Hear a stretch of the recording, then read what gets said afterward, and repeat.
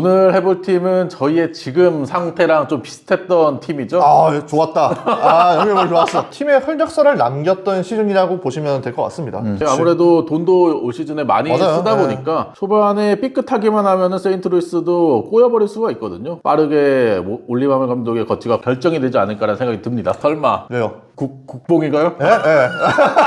아니. 실력? 여러분, 이거 왜 그런지 압니까? 왜요?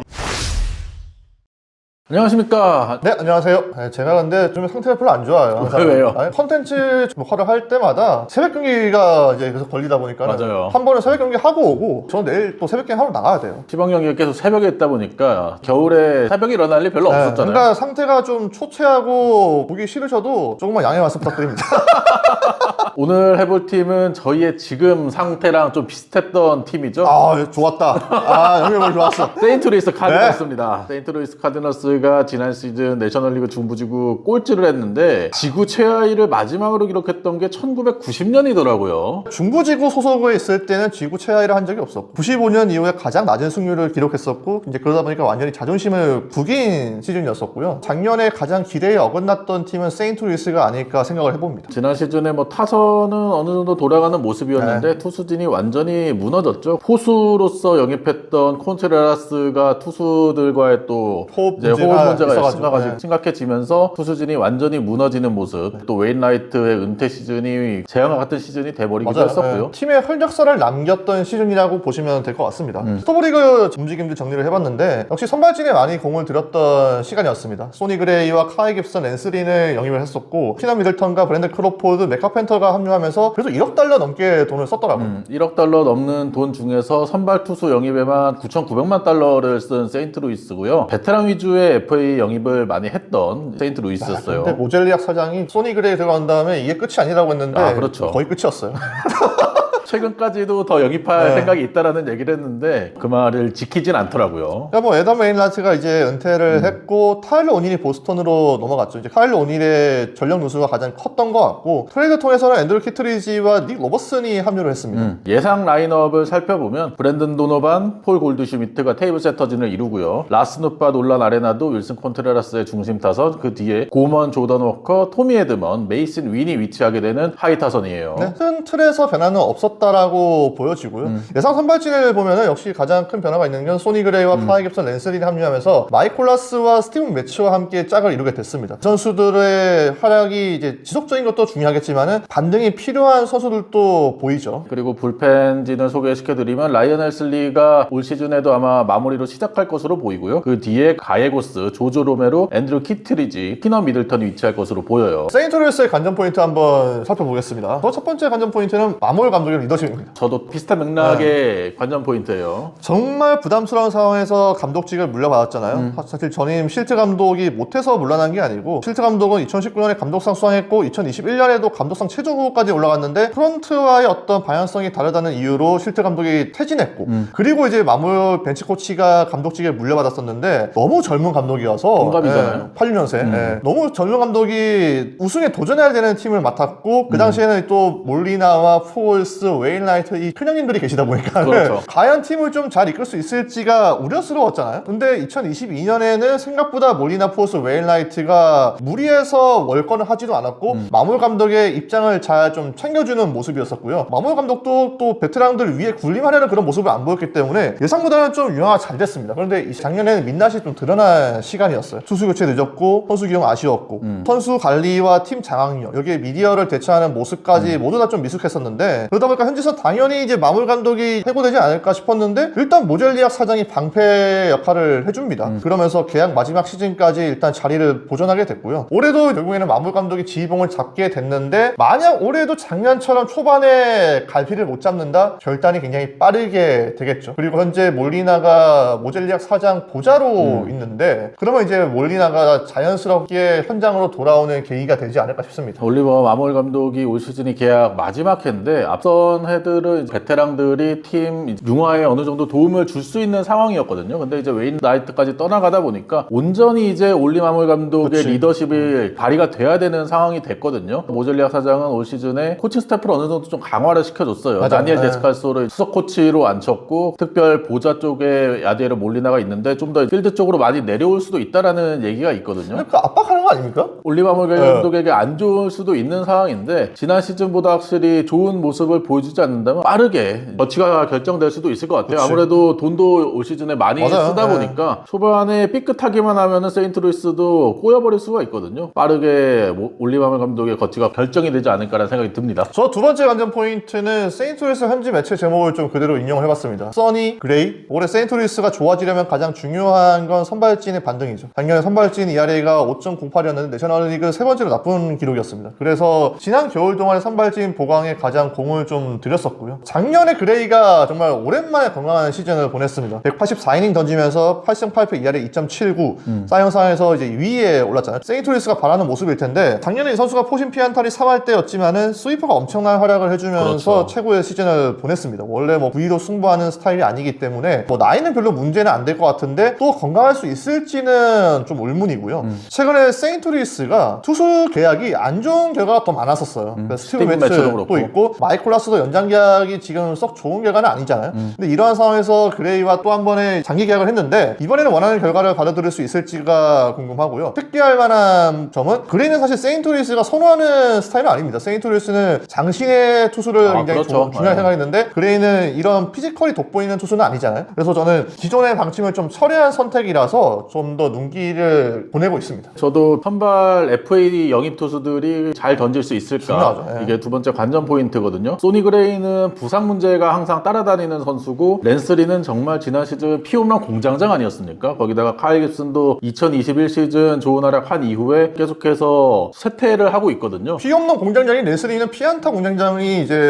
그렇죠. 깁슨이에요. 예. 그 두 명의 선수는 물론 1년짜리 계약이긴 하지만 불안감이 많이 있는 선수고 소니 그레이도 앞서 말씀드린 대로 부상 이슈가 있는 선수들이라서 불안 요소가 다 있는 맞아요. 선수들이거든요. 그 심지어 지금 세인트루이스는 뭐 다저스처럼 이렇게 마이너 팜에서 올라올 투수 먼저가 없습니다. 네. 그 선수 망하면은 지난 시즌 마운드 답습하는 거죠. 네, 똑같이 되는 거거든요. 영입한 FA 3인방이 어떤 활약을 할지가 상당히 중요할 것 같습니다. 저는 마지막 관전 포인트는 멘토입니다. 그리고 세인트루이스도 젊은 선수들의 분발이 필요한 팀이잖아요. 타선의 주축이 골드슈미트와 아레나도는 맞는데 이 선수들이 이제 뭐 중심을 잡아줘야겠지만은 이 두 선수만으로는 저는 쉽지는 않을 것 같고요. 작년에 파워에서 증명했던 놀란 고문을 비롯해가지고 조던 워커와 메이시 윈 이런 선수들이 또 이제 메이저리그 안착을 해야 되는데 그러면은 이 선수들을 도와줄 수 있는 멘토들의 역할이 필수적이겠죠. 다시 돌아온 맥카펜터라든지 한때 뭐 리그 정상급 유격수였던 브랜드 크로포드도 본인 스스로가 현재 자기 역할을 잘 알고 있다라고 인터뷰를 하더라고요. 그리고 또 마운드에서도 랜스린이 좀 경기 외적으로도 많이 도움을 줘야 되지 않을까 싶어서 저는 멘토들을 좀 중요하게 보고 있습니다. 저도 젊은 타자들의 성장을 주목을 해봤는데요. 아무래도 폴 골드슈미트와 놀란 아레나도가 아직까지는 팀의 중심이긴 하지만 거기는 상수예요. 예, 네. 그 두 선수 상수고. 그래서 두 선수들도 지난 시즌에 어느 정도 성적이 하락하는 모습이거든요. 그러다 보니까 장기적으로 봤을 때는 세인트루이스도 젊은 선수들이 좀 성장을 해줘야 되는데 브랜든 노노반 같은 경우에는 지난 시즌 수술로 일찍 시즌을 또 마감을 했고 조던 호커도 기대를 정말 많이 갖고 그쵸, 예. 데뷔를 했지만 마이너에 내려갔다가 다시 올라오는 약간 좀 부침이 있었거든요. 거기다가 정말 기대를 많이 모았던 스위치 히터인 딜런 칼슨 같은 경우에는 지난 시즌 완전 폭망했고요. 특히나 타선의 젊은 선수들이 성장해주지 않으면은 세인트루이스가 올 시즌에 다시 한번 지구 우승을 도전하는데 좀 어려울 수가 있거든요. 그런 면에 있어서 이 선수들이 제 궤도에 올라야 하는 세인트루이스입니다. 냉정하게 말씀을 드리면은 사실 세인트루이스 선발진과 마운드 전력을 보면은 세인트루이스는 점수를 덜 주는 전략이 아니고 점수를 두더라도 더 많은 점수를 뽑아내야 되는 팀이거든요. 그러면 타선이 굉장히 이 팀의 컬러가 지배적으로 가야 되는 건데 두 선수만으로는 힘들죠. 이제 이영 의원이 언급했던 대로 젊은 선수들이 이제 더 올라가 줘야 지난해 성적을 좀 뒤엎을 수가 있을 텐데 그 젊은 선수들이 과연 이제 발전할 수 있을지가 중요하겠죠.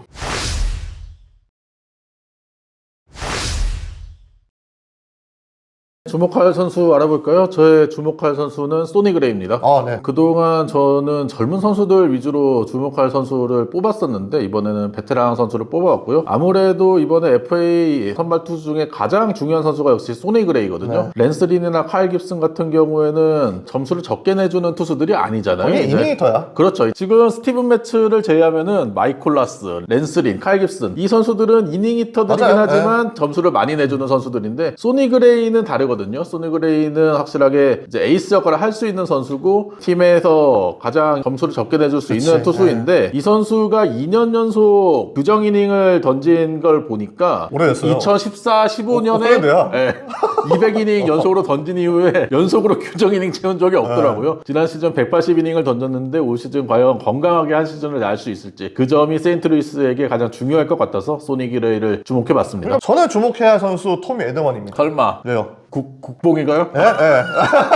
아니. 사실 에드먼은 세인트루이스의 시즌의 어떤 향방을 결정지을 수 있는 선수는 아니에요. 더 중요한 우선순위인 선수도 많이 있지만은 저는 에드먼 개인적으로 좀 전환점이 될 수 있는 시즌이라고 생각을 하거든요. 작년에 이 선수가 공격 지표가 하락을 합니다. 맞아요. 타율이 2할 4푼 8리였고 조정 득점 생산력도 비교되지 않았어요. 92였거든요. 그래도 팬그래프 승리 기여도가 이 선수가 2.3이었었는데 그래서 세인트루이스가 이 선수에게 2년 1,650만 달러의 계약을 이제 안겨줍니다. 이제 수상에 따른 보너스까지 포함이 됐고요. 이 선수가 이제 오프시즌 때 작년에 좀 좋지 않았던 손목 수술을 받았고 올해는 심지어 중견수로 도전을 합니다. 워낙 수비 감각이 뛰어난 선수라서 잘 적응할 거라고 내다보는데 만약에 수비 부담을 받게 되면 이 선수는 공격 지표가 더 하락할 가능성이 있잖아요. 이게 케테르마한테도 못했던 그렇죠. 포지션 변화인데 과연 이 선수는 좀 잘할 수 있을지가 궁금해서 저는 주목해야 할 선수로 뽑아왔습니다.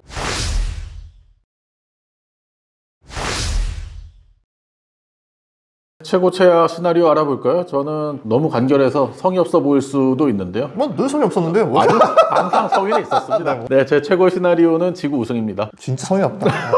오프시즌에 투자를 또 많이 했기 때문에 다시 한번 중부지구의 패권을 노릴 수 있는 팀으로 예상이 되거든요. 노릴 수 있어요 또. 네. 심지어 다른 지구 라이벌들이 그렇게 업그레이드가 안 됐기 때문에 그렇죠. 세인트루이스가 기존 전력만 좀 잘 다져놓으면은 다시 충분히 주구 1위를 할 수 있죠. 타선의 젊은 선수들이 이제 어느 정도 제 궤도에 오른 모습을 보여주고 이번에 영입한 FA 선발 3인방이 이제 건강하게 한 시즌 잘 놔준다면 충분히 세인트루이스가 지구 우승에 도전할 수 있을 거다라고 생각해서 최고의 시나리오는 지구 우승입니다. 저는 작년에 71승 91패에서 올해는 91승 71패가 된다. 정상적으로 전력이 가동되면 충분히 뭐 이런 컨버전이 가능하지 않을까 싶어가지고 저는 최고의 시나리오로 91승 71패를 한번 써봤습니다. 제 최고 최악 시나리오 이번에 컨셉은 뭐 아니면 도거든요. 네. 그래서 최악 시나리오는 지구 최악입니다. 팬 실력? 여러분 이거 왜 그런지 압니까? 왜요? 이 형이 편집해서 그래요. 그러니까. 아니에요, 이게 좀 아니에요. 길거든요. 프리미가 아니에요, 저희가 아니에요. 양이 길어요. 네, 충분히 생각을 많이 했어. 이게 심플이스터 베스트 아닙니까? 아 진짜 너무 심플한데? 젊은 타자들이 성장하지 못하고 FA 선수들이 뭐 부상으로 빠지거나 부진하거나 이런 상황을 통해서 결국에는 지난 시즌의 성적을 그대로 답습하는 모습이 나온다면 세인트루이스에게는 최악의 시나리오라고 할 수 있겠죠. 근데 저는 실제로 세인트루이스 뭐 아니면 도일 것 같아요. 그러니까 왜냐면 감독도 감독이고 감독, 지금 그쵸. 초반에 페이스를 제대로 못 내면은 저는 작년의 전철을 그대로 밟을 수 있을 것 같다라고 생각을 하기 때문에 그렇게 되면 이제 뭐 아니면 도일 가능성이 높단 말이에요. 아무리 몰리나가 시즌 중반에 감독으로 온다고 해서 몰리나가 구세주가 될 것 같지는 않습니다. 그쵸. 네. 저 최악의 시나리오는 지난 시즌의 예고편에 불과했답니다. 뭐 저랑 비슷한데요? 아니에요.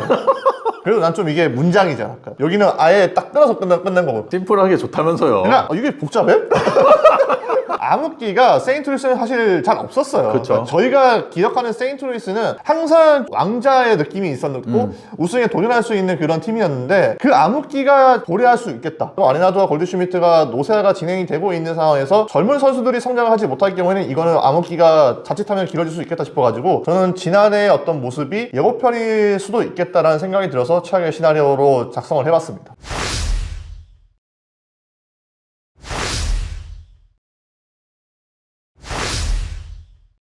저희가 세인트루이스 프리뷰를 해봤는데요. 여러분이 생각하는 세인트루이스의 올 시즌 댓글로 많이 달아주시기 바랍니다. 여러분들의 예상 순위도 굉장히 많이 다를 것 같아요. 네. 세인트루이스를 긍정적으로 보는 분들도 계시겠지만 세인트루이스를 부정적으로 보는 분들도 많을 것 같기 때문에 예상 순위를 댓글로 써주시면 좋을 것 같습니다. 다음 영상도 많이 기대를 해주시고요. 구독과 좋아요 부탁드리겠습니다. 다음에 뵐게요. 안녕. 감사합니다.